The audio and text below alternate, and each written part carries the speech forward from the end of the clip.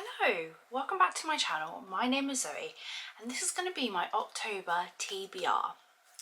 So I really hope you enjoy this video. Grab yourself a hot drink. I'm going to have a tea and let's get into it. So it is actually already the 9th of October and I have finished 2 books already. So a little bit late to the party, but I'm hoping to edit and upload this video tonight. So fingers crossed. So the 2 books I have finished. So I have read My Roommate is a Vampire by Jenna Levine. And this book is basically about, what's her name? Cassie Greenberg, who, she's in a bit of financial disaster. She can't afford her rent. And then this guy puts up his room for $200. So she's like, what? Like, is there a catch? But when she inquires, he says, you don't really see me in the day. I have a night job. But as you can tell by the cover, we know what he is. Now there's a lot of hints and then there's romance. And I think I gave this 4 stars. I really enjoyed it. Really enjoyed it. And the second book I did finish was Deal with the Elf King by Elsie Cover. And I gave that a 3 stars. That book is basically about so she's just like thinking she's just a normal person who is in her town, but she's a healer. She can heal people. And all of a sudden the Elf King's like, I'm here to find my human queen. And she's like, what? And it's made apparent that she is the human queen. So she has to marry the Elf King. It's a tradition that happens every 20 years or something. Then she goes to this castle, is it a castle? She goes where the Elf King lives with all the elf people, and she's like, I don't want to do this, I want to get out of this. So she makes a deal with him that if she can work out how to get out of this sort of, is it called a deal? Well, yeah, deal. She can work out how to get out of this, then she can go home. They have feelings. They end up having feelings. She ends up making relationships. So will she go, will she not? But I won't tell you. Right, so they're the 2 books I have finished. What I'm going to read. So I'm currently reading Serpent and Dove by Shelby Mahurin.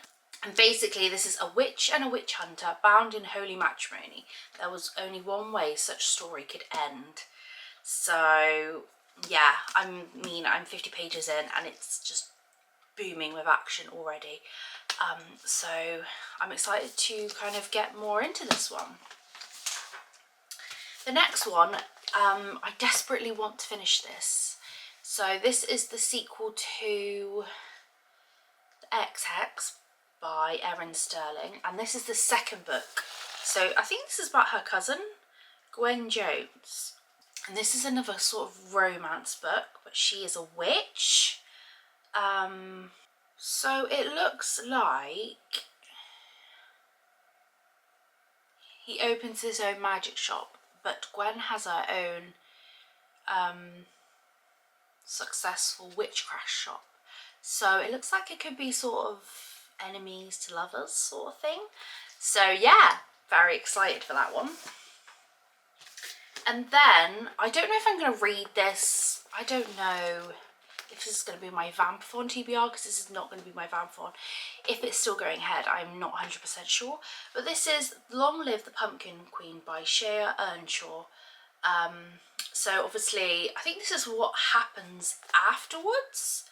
So it says, newly crowned Sally is thrown into the role of Queen of Halloween Town, cast into the spotlight and tasked with royal duties. Sally can't help but wonder if all she's done to swap her captivity under Dr.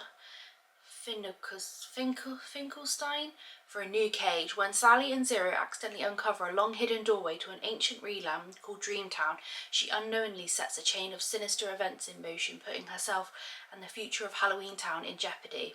Can Sally discover how to be true to herself and save Halloween Town, or will her future turn into her worst nightmare? So I feel like that would be really good, but I don't know if it would be better for Vampathon because it is, I mean, I got this in the, I don't want to say children's section, but the sort of young adult, but younger section in the works. So I'm really interested because I love The Nightmare Before Christmas. I actually really want to watch it this weekend. And then we've got If We Were Villains by M.L. Rio. This is dark academia. So this is about, I'm just going to read you the blurb. Oliver Marks has just served 10 years for the murder of one of his closest friends, a murder he may or may have not committed. On the day he's released, he's greeted by the detective who put him in prison. Detective Colburn is retiring, but before he does, he wants to know what really happened 10 years ago. As a young actor studying Shakespeare in elite arts conservatory, Oliver noticed that his talented classmates seemed to play the same role on stage and off, villain, hero, tyrant, temptress. Though Oliver felt doomed to always be a secondary character in someone else's story. But when the teacher changed up the casting, a good-natured rivalry turns ugly and the play spills dangerously over into life. When tragedy strikes, one of the 7 friends is found dead. The rest face their greatest acting challenge yet, convincing the police themselves that they are blameless. That just sounds incredible. And this, my brother bought me this, I think it was last year, for my birthday, I think. And it's a beautiful illustrated edition, and it's got this gorgeous cover on. And then, yeah, if I can get an illustration up. How stunning is that? I just feel like it's going to make the experience so much better. And then the last one, I have spent the last 3 or 4 years, I think it's 3, or is it 2 years? Because I read 2 last year.